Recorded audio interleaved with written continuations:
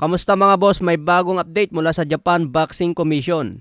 Binigyan na nga po ng ultimatum o deadline si Koki Kameda para kumpirmahin kung matutuloy pa rin ang event niya sa June 6. Binigyan ng palugit hanggang Saturday o May 23. Kung hindi pa rin ma-finalize ang laban sa June 6 ngayong Sabado, tutuluyan na pong suspindihin ang lisensya ni Koki Kameda. Ibig sabihin, hindi na po siya makapag-promote ng laban sa boxing. So ano na po ang mangyayari sa mga fighters na hawak ni Koki Kameda kung hindi na siya makapag-promote? Yan ang abangan natin mga boss kung ano ang mangyayari sa kanila. Kasi mahirap na si Koki Kameda ang utak dyan, siya ang pinaka-promoter talaga.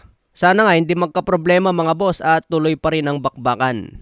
Maganda sana ang naging negosasyon ni Koki Kameda at itong Abima TV. Sa iba pang balita, Rolando Romero na may hawak ngayon sa WBA welterweight belt. Sinabing takot si Romero na lumaban kay Shakram Giyasov. Ito ang matapang na pahayag ni Giyasov sa kanyang panayam sa The Ring. Si Shakram Giyasov umano ang challenger niya mga boss, pero hindi pumapalag si Rolando Romero. Isa lang daw ang malinaw na dahilan nito, takot si Rolando Romero kay Shakram Giyasov. Hanggang ngayon hindi pa napapalaban si Rolando Romero matapos manalo kontra Ryan Garcia. Kaya abangan po natin ang next fight ni Rolando Romero mga boss. Maganda sana lumaban na lang si Romero kay Devin Haney para unification ng WBO at WBA. Pero nagdedemand umano itong si Rolando Romero ng malaking halaga. Siyempre alam ni Rolando Romero mga boss na dehado siya kay Devin Haney.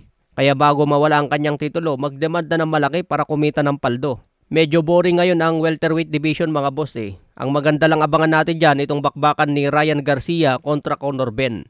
Dahil sigurado magandang pukpukan ng laban na ito. Sinabi ni Ryan Garcia na September 12 na ang laban nila pero wala pang official announcement mula sa mga promoter. Samantala, Claressa Shield, official ng banned o indefinitely banned sa lahat ng event ng most valuable promotion ni Jake Paul dahil sa pisikal na pananakit sa kapwa niya boksingera na si Alicia. Nangyari ang insidente sa VIP area sa Los Angeles habang ginaganap ang MVP MMA 1 event ni Ronda Rousey versus Gina Carano. Nangyari ang insidente dahil nagkasalubong ang dalawang magkaribal sa loob ng isang pribadong VIP area. Matapos ang palitan ng maanghang na salita, lumapit si Claressa Shield at sinampal ang kamay o mukha ni Alicia.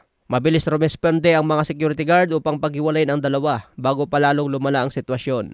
Hindi naman gumanti sa pisikal na away si Alicia. Kaya ngayon, binand ni Jake Paul itong si Claressa Shield sa lahat ng event niya.